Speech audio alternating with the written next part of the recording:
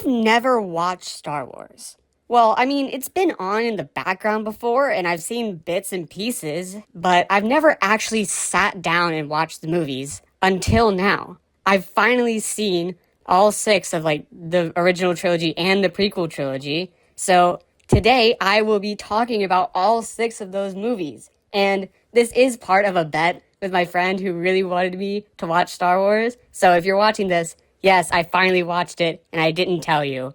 I do want to clarify that I do know quite a few of the things that happen because, Star Wars is just such a massive cultural phenomenon. It's hard to avoid. But there was a lot of things that I actually didn't know about that I got to discover in these films on my own. Anyway, let's get right into the first movie I watched, which was The Phantom Menace. So, this film starts out with Obi-Wan and Qui-Gon Jinn, negotiate with the Trade Federation because they're doing some stuff, they're disrupting order or whatever. And they're secretly planning to, overthrow the Republic. But it's kind of weird that the film just kind of drops you into this fight. Not in a good way, It just kind of felt like, oh, we're just fighting now. Yeah, this fight doesn't go well, and then they, they're in Naboo, and pretty quickly they meet Jar Jar Binks, who I didn't like very much. I feel like he's a fan favorite character. Is that even true? Hold on, wait. Yeah, it's even, oh my god. Jar Jar Binks is even George Lucas's favorite character. I didn't like him that much. Which I know is crazy to say. I just kind of found him annoying. But he's really, prevalent in this film. So that didn't do well for me. Right off, we're to a bad start. So, yeah. But then they meet Jar Jar Binks there on Naboo.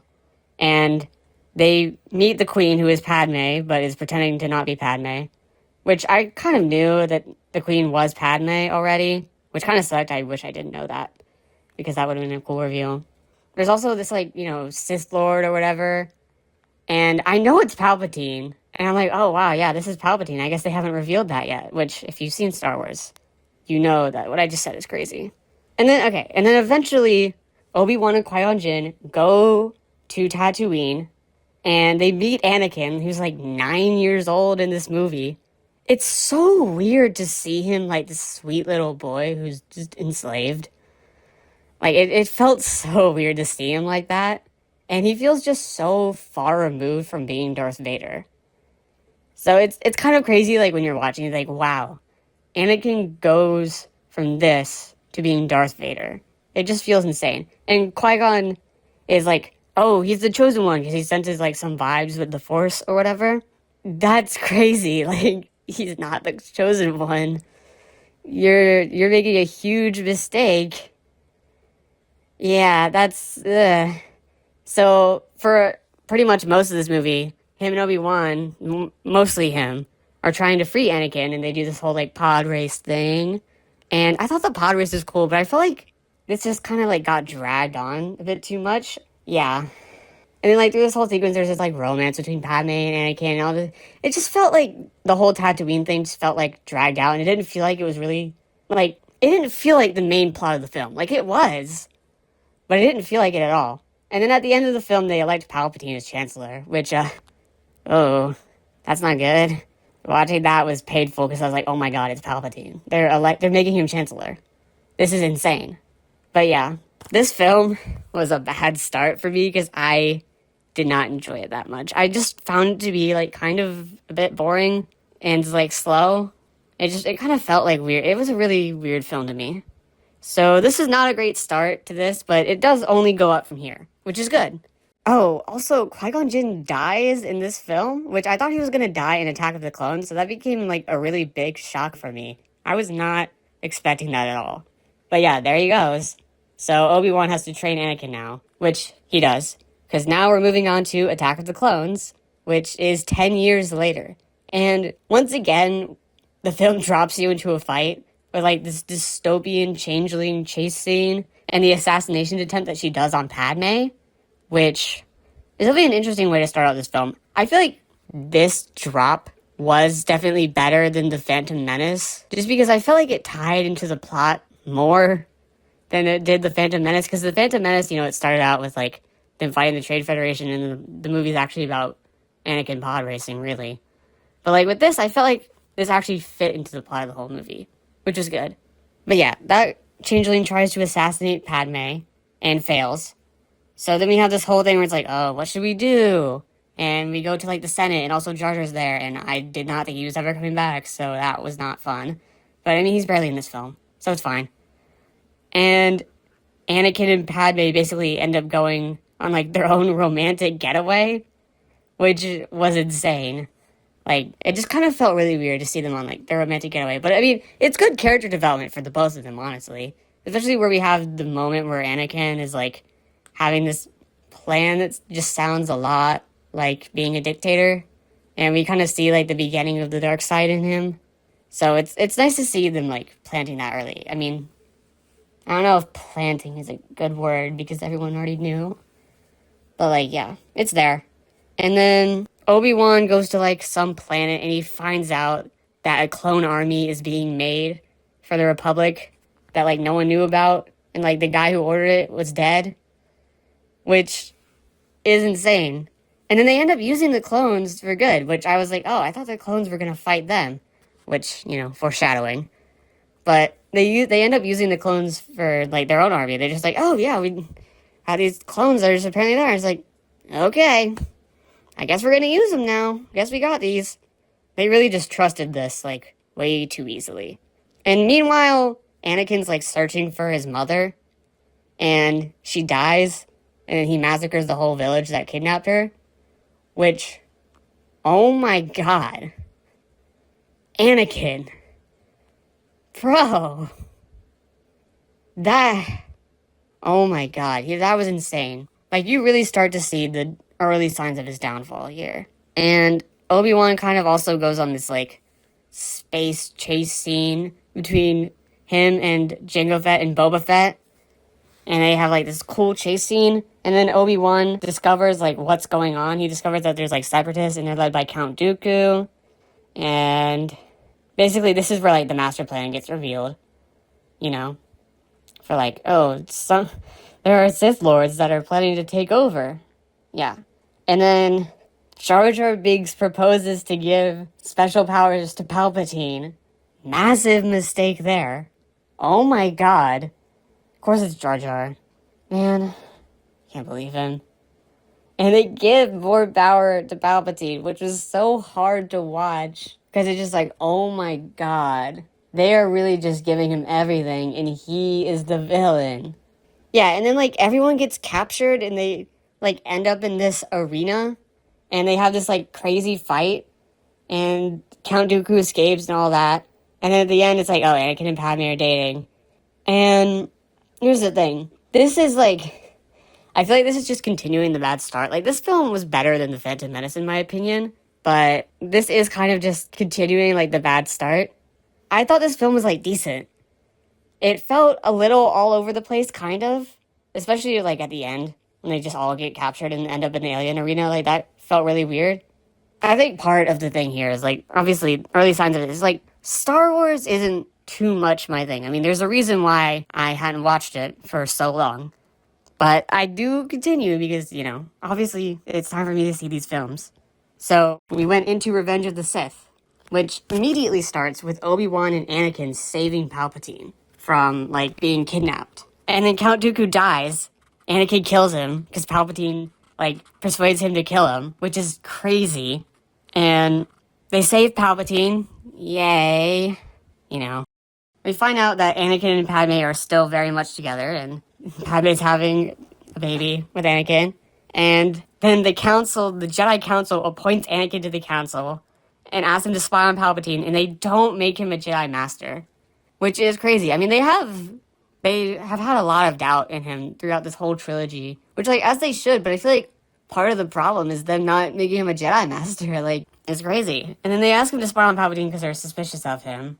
But before we can really get into him spying on Palpatine, Obi-Wan goes and fights General Grievous, which is, like, a main general at this point.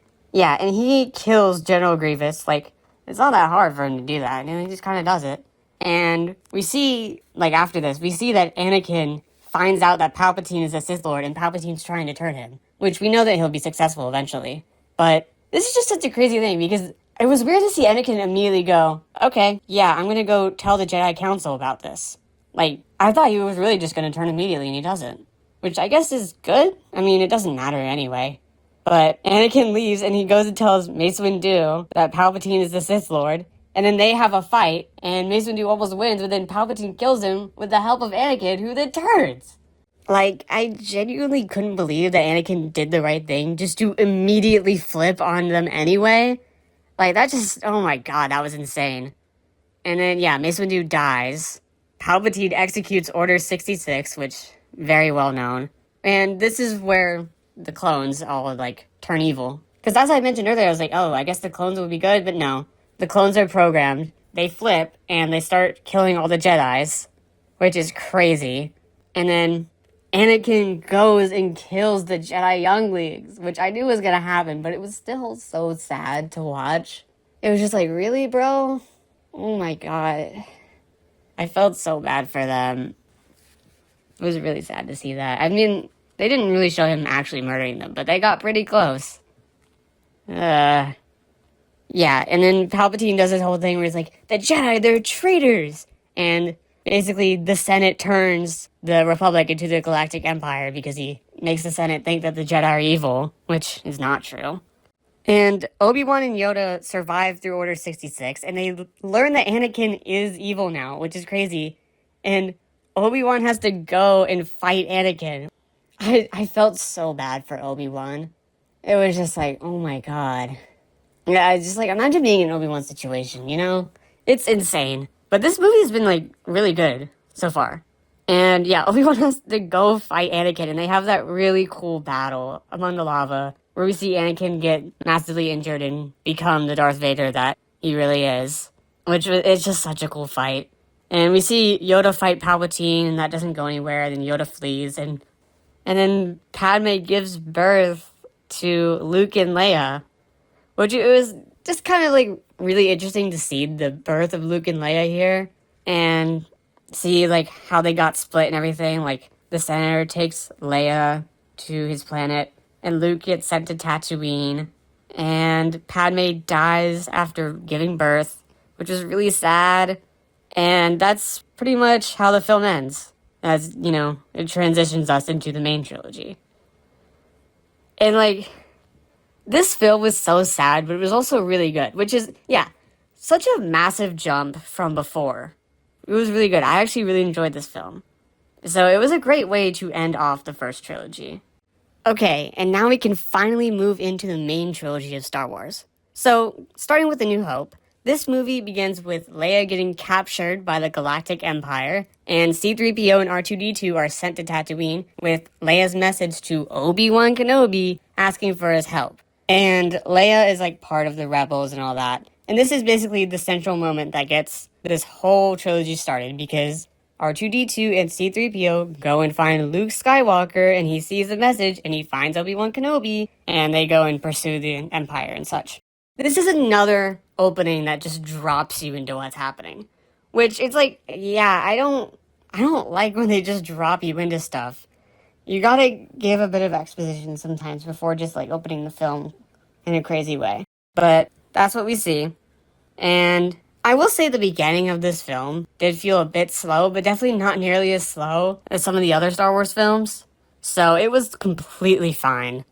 Well, Luke's whole family dies because the Empire goes after the droids, which is crazy. I mean, I kind of knew they were going to die, like, when it happened. I was like, oh, yeah, but I forgot before it happened, which is good. And I think that was just, like, a great way to show, like, how bad the Empire is early on. It didn't mean as much to me, of course, because, you know, I'm watching this one fourth, and I already know how bad the Empire is. But I can definitely see why they did that. Anyway, getting off of Tatooine, Luke and Obi-Wan and the droids meet Han Solo, who is kind of just like a weird character throughout this whole thing. He's just like, I don't know, just kind of feels like a jerk a lot of the time, honestly. I don't really like him too much. I mean, he does have the iconic Millennium Falcon, and Chewbacca's with him. So, you know, it's really feeling like, once I got to this point, I was like, wow, we're really into Star Wars now. You know, it really feels like classic Star Wars. Because, I mean, it is classic Star Wars. You know, it's the very first film. It's the most classic of classic Star Wars that you can get. And it was definitely cool to experience that for the first time. Anyway, they're trying to go to this planet called Alderaan that has like the resistance on it. But Darth Vader uses the Death Star to blow it up. The whole planet. That's insane. Like, oh my god. He literally just wiped the whole planet out of existence. I was not expecting that to happen at all. It was genuinely insane. And eventually, Luke and Han Solo and the droids and Obi-Wan end up on the ship, like the Death Star. And basically, the rest of this film is them fighting the Empire and helping Leia escape. Genuinely, I thought this whole sequence was really cool. Most of the rest of this film is them like fighting the Empire and helping Leia escape, which I thought this was a really cool sequence. I enjoyed seeing like all the fight sequences, and Obi-Wan died, which I kind of knew was coming, but he becomes a Force ghost anyway, which is fine. It was really kind of cool to see like these fights, especially for like a 1970s film. It was awesome. And then they save Leia, and they discover that the Death Star has like a massive weakness in it. So Luke and the rebels, basically Air Force, go and attack the Death Star, and they manage to destroy it, which was really shocking to me. I knew the Death Star would blow up, but I genuinely thought that was how Return of the Jedi would end. Like, genuinely. So I was really surprised to see them destroy the Death Star in A New Hope. I was not expecting that at all. But it's really cool that they did. That was also a really cool sequence in the movie. I really enjoyed that. So this was a good movie. I really liked it. But now we can move on to The Empire Strikes Back. So this one also has a kind of drop opening, but not that bad of one. We cut to like a few years after A New Hope ends, and they're on this like snow planet camping out, and they get attacked, and Luke is like captured or whatever, and then Han Solo saves him.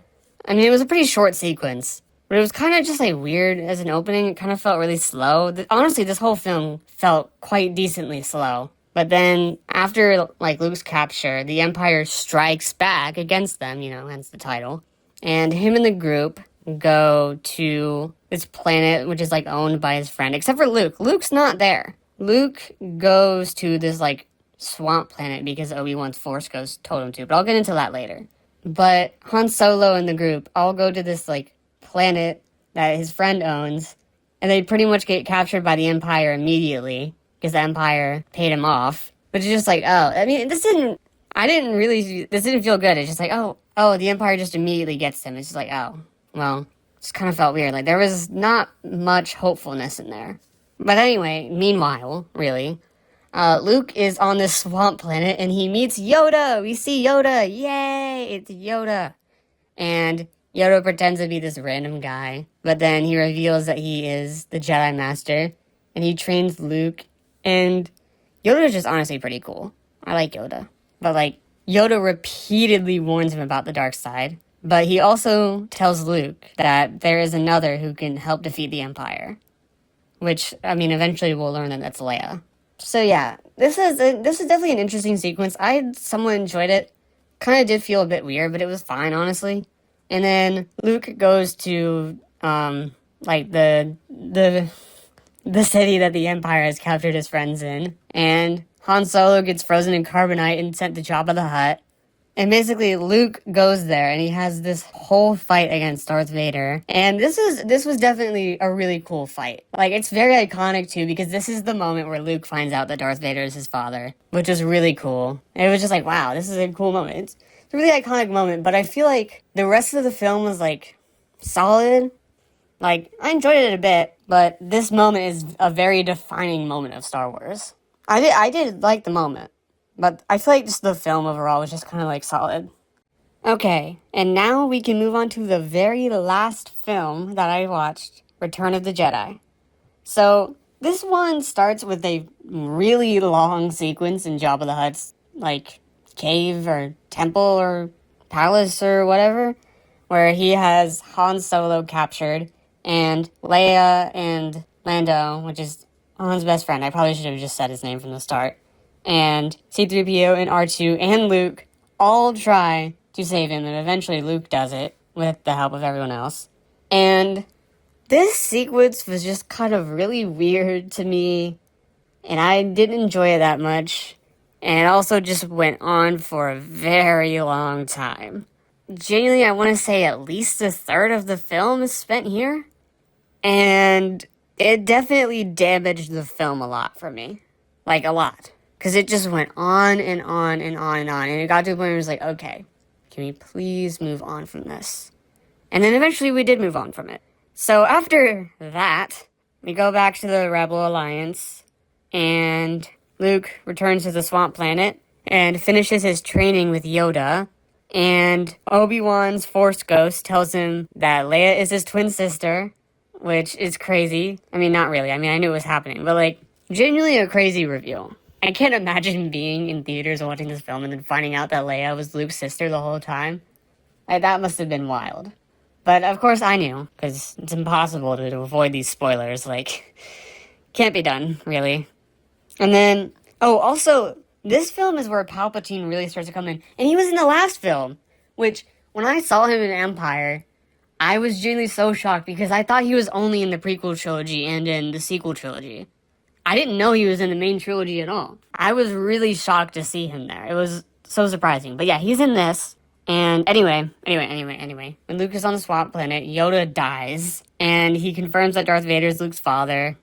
And then we see the Alliance find out that the Empire has been making a second Death Star. They really just can't stop, you know. So they go to, like, a forest moon. And there's, like, a whole tribe of these little guys called Ewoks? How's it pronounced? Hold on. Okay, Google is telling me that it's pronounced Ewok. So, yeah. They meet those little guys, and they hate the Empire, too. And they help them fight against the Empire, and there's this, like, whole fight on there. And Luke surrenders to, like, the Empire because he wants to convince his father to come back to, like, the light side, because, you know, he's in the dark side. And Palpatine wants him to turn to the dark side, but it won't work because Luke won't do that. And everyone else, like, basically fight against the Empire during this to destroy the Death Star again and save this moon. And it's revealed that the Death Star is actually, like, working. And Palpatine uses it to destroy, like a ship, which is crazy. It was really shocking to just be like, wow, it's fully operational already. And basically, like, Luke, Vader, and Palpatine all have this, like, fight, this is a really cool fight. I genuinely really enjoyed this fight, too. And the Emperor repeatedly tries to get Luke to turn to the dark side. And Darth Vader kind of also tries to get Luke to turn to the dark side, but he's also a little bit betrayed by the Emperor. There's a lot going on. It's basically a 1v1v1, which is crazy. And it's really cool. And eventually, Luke refuses to kill his father. And Vader turns on the Emperor and kills, quote-unquote, him. But Vader dies because of it, and we see Luke watch him die. Which genuinely feels sad, even though Vader is, like, this massive villain. And I think it even feels sad partially just because of having seen Anakin's, like, whole story throughout all of these movies. So those definitely, I feel like, enhance this scene for me. But after that, the Rebels destroy the Death Star again, and the Empire is actually defeated, which is awesome. And we see this, like, little celebration at the end, and then that's the end of Star Wars. And I feel like with this film, it didn't feel like there was really much there. You know, I mean, this film, like, I feel like this is the quickest I've ever gone over one of these films in, like, this whole process of recording this. I might be wrong. And just kind of, like, some overall things. I can see why this franchise is so iconic. Like, I genuinely get it. It is not fully my thing. I mean, you know, there is a reason why it's taking me so long to even watch these movies. But I can see why it's so iconic, and I can see why people love it so much. But I think my biggest thing with this is that most of the films felt like they were only 2 acts long. And, like, all of them were 2 hours long. So there was a lot of just, like, dragging out that it felt like. Like, with Return of the Jedi and Empire Strikes Back and Attack of the Clones and Phantom Menace. Like, those were really the main 4 of that. And also just something I have to point out is that Leia got sidelined throughout this trilogy so badly. Like, it really felt like the writers did not know what to do with her throughout this trilogy. Like, at the beginning, she is used as the catalyst for this entire thing, to be captured by the Empire and send the droids for Luke to find them. And then for basically the rest of it, she's just the love interest who's there. It feels like they underutilized her and she wasn't used that much. And then it was like, oh, we need to actually do something with Leia. She can be Luke's sister. so then she's Luke's sister. It didn't feel right with me. I don't know. I wish they had actually, like, used her as a character better. But yeah, that's it. And I am going to be posting a ranking video of all of these movies on May 4th, because, May the 4th be with you. So you can see exactly which films I would place above the other ones. And I think in that I'll pretty much give my, like, overall thoughts on each film better. Like, this is a more in-depth thing where I really get into the plot. That would be shorter, give my more overall thoughts. So, each video is kind of like a different side of it. But that will be coming 3 days after this is posted. So, thank you for listening to this episode of the Entertainment Chat, and I will see you then.